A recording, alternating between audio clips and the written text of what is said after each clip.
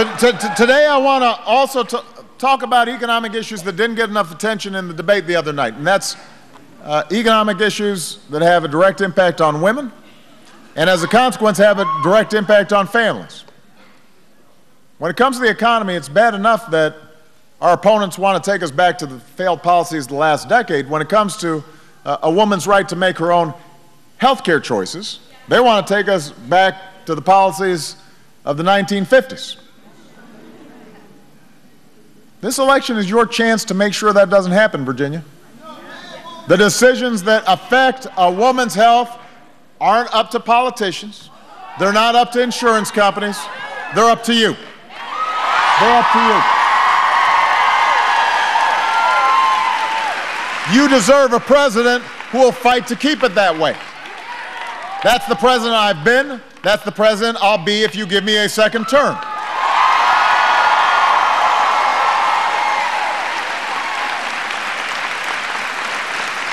You don't have to take me at my word. You can look at my record. 4 years ago, I said I'd pass health reform before the end of my first term. Thanks to your help, that's what we did.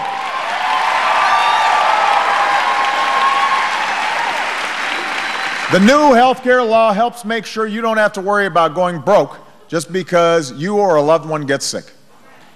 Insurance companies can no longer put lifetime limits on your care, or jack up your premiums without reason, or drop your coverage when you need it most.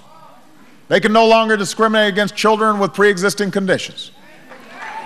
And soon they will no longer be able to deny you coverage based on pre-existing conditions like breast cancer, or charge you more for the same care just because you're a woman. This law has already allowed nearly 7 million young adults under the age of 26 to sign up and stay on their parents' health care plan.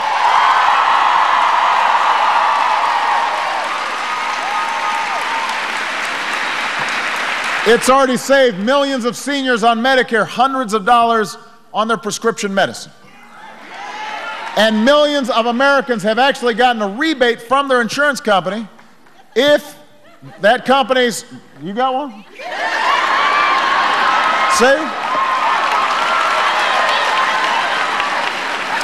I just want to say she's not a plant. I mean, you know, she was a supporter, but I didn't know about.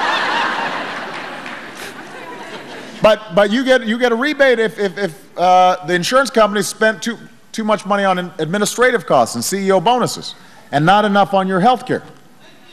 This law has secured new access to preventive care like mammograms and cancer screenings with no copay, no deductible, no out-of-pocket costs for more than 20 million women.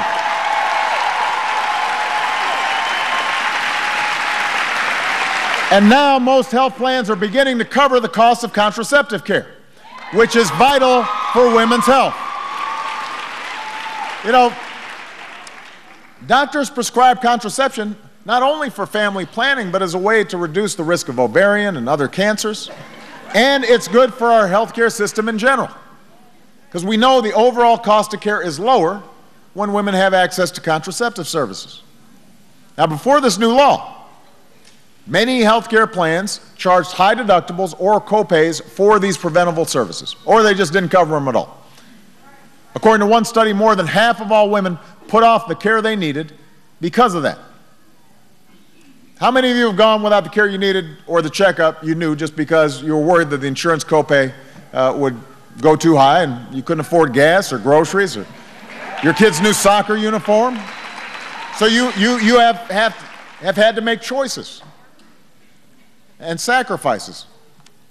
I don't think a working mom in Arlington should have to wait to get a mammogram just because money's tight. I don't think a college student in Fairfax or Charlottesville should have to choose between textbooks or the preventive care that she needs. That's why we passed this law, and I am proud of it. It was the right thing to do, and we are going to keep it. Now, my opponent has a different view. The other night, he said he'd repeal Obamacare as soon as he took office.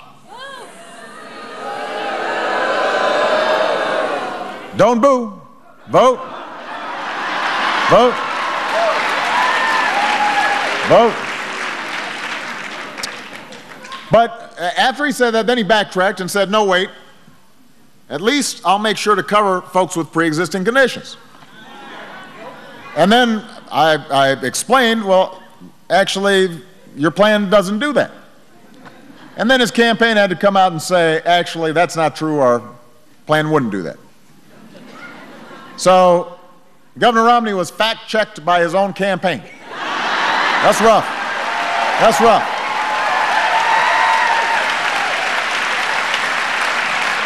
Even they know his plan would take away coverage for tens of millions of Americans. Governor Romney said he'd get rid of Planned Parenthood funding. Apparently, this, along with Big Bird, is driving the deficits.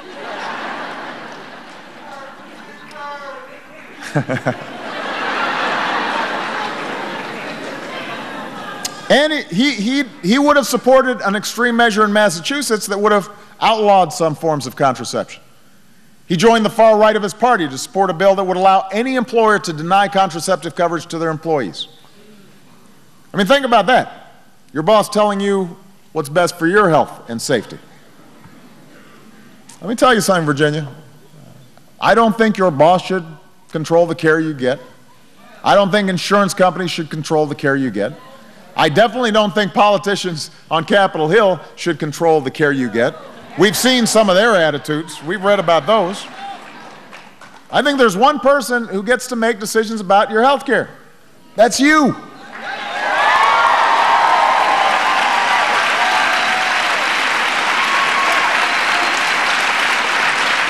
My opponent has called himself severely conservative, but let me tell you something. There's nothing conservative, as Catherine made clear, there's nothing conservative about a government that prevents a woman from making her own health care decisions.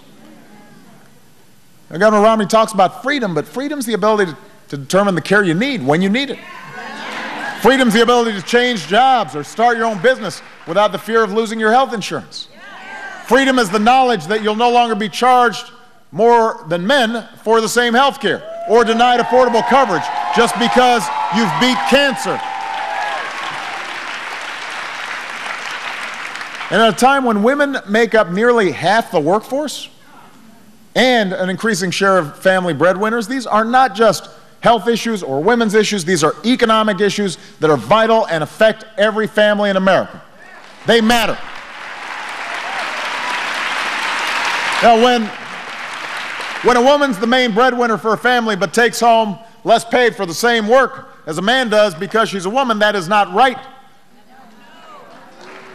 When my opponent's campaign was asked if he'd support legislation giving women the tools to fight for an equal day's pay for an equal day's work, he said, we'll get back to you on that. And since then, he's refused to explain his position. You've already got my answer. Upholding the principle of equal pay for equal work, that was one of the first bills that I signed into law.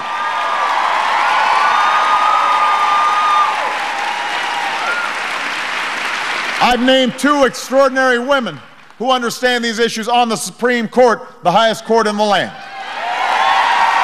And remember, the next president, the next Congress could tip the balance of the court in a way that turns back the clock for women and their families for decades to come. The choice between going backward and moving forward has never been so clear. Now, Virginia, we don't need a president who's promised to rubber stamp the top-down agenda of the Republicans in this Congress. We don't want to go backward. We've got to go forward.